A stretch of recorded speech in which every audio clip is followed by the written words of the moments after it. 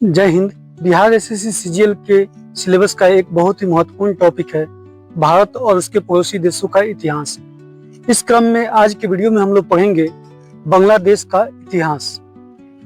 बांग्लादेश दक्षिण एशिया का एक देश है जो पहले भारत का हिस्सा था, फिर पाकिस्तान का और अंततः एक स्वतंत्र राष्ट्र बना। प्राचीन काल में बांग्लादेश में मौर्य, गुप्त और पाल वंशों का शासन रहा। मध्यकाल में मुस्लिम शासन की शुरुआत 13वीं शताब्दी में हुई। दिल्ली सल्तनत और बाद में मुगल साम्राज्य ने यहाँ नियंत्रण स्थापित किया। ब्रिटिश काल में 1757 में प्लासी की लड़ाई के बाद ब्रिटिश ईस्ट इंडिया कंपनी का नियंत्रण बंगाल पर हो गया। 1947 तक ब्रिटिश शासन रहा।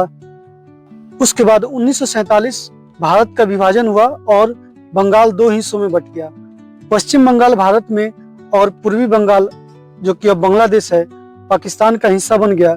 इसे पूर्वी पाकिस्तान कहा गया। 1971 मुक्ति संग्राम स्वतंत्रता आंदोलन बांग्लादेश में हुआ।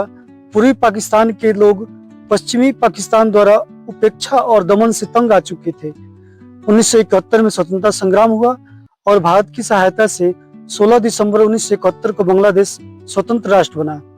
बांग्लादेश का राजनीतिक इतिहास संघर्ष और बदलावों से भरा रहा है। 1971 में पाकिस्तान से आजादी के बाद शेख मुजीबुर रहमान देश के पहले प्रधानमंत्री बने। 1975 में उनकी हत्या के बाद सैन्य शासन शुरू हुआ। 1990 में लोकतंत्र की बहाली हुई। इसके बाद शेख हसीना अवामी लीग की और खालिदा जिया बीएनपी के बीच सत्ता का संघर्ष चला। हाल के वर्षों में शेख हसीना के नेतृत्व में स्थिरता आई है, लेकिन विपक्ष और मानवाधिकारों को लेकर आलोचनाएं भी बनी है।